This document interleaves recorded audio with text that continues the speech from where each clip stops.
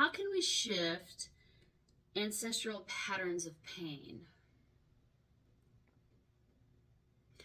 Yes, so a lot of you came here to purge ancestral pain and traumas.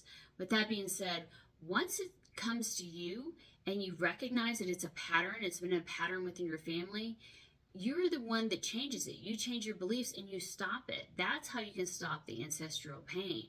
You know, if people were abusive to you, you know, you don't do it with your children as you don't do it with other people's children.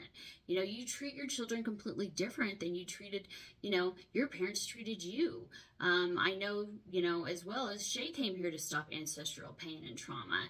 And she's done a lot of that, you know, and it may have maybe put her further back from her family than they used to be.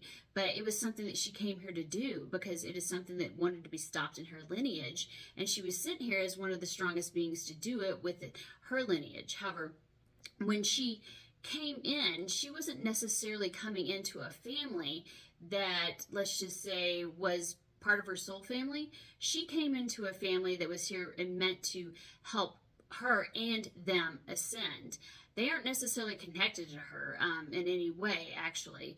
It was more like, let's just say, a birthing route. So when she came in and chose that family, it wasn't necessarily because they have had incarnations, other incarnations together. Okay, thank you.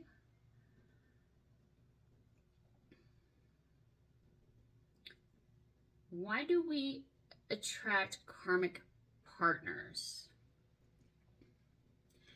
This again is to help you grow. Everybody came in to learn and grow. Karma is just out of alignment. That's what karmic means.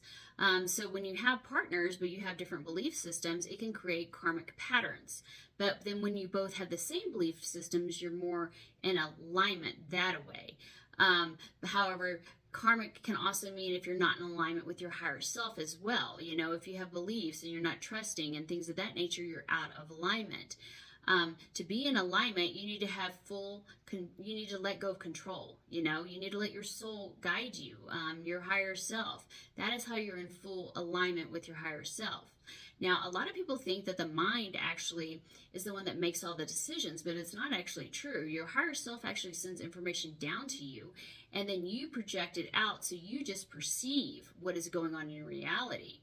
The higher self's actually the one that's driving the ship, basically. You know, you're the car. You're the one that can see the path on the road. Okay, thank you.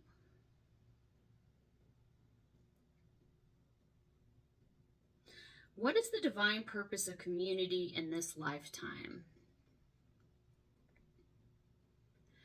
Community is good learning experiences for people. When you're in a community, it helps you learn and grow. Everybody's different, and that's how you learn and grow. You learn how to, you know, help and trust each other, you know, or you learn how to set up boundaries. A lot of people don't know how to set boundaries, and they let people run over them, especially empaths to this day.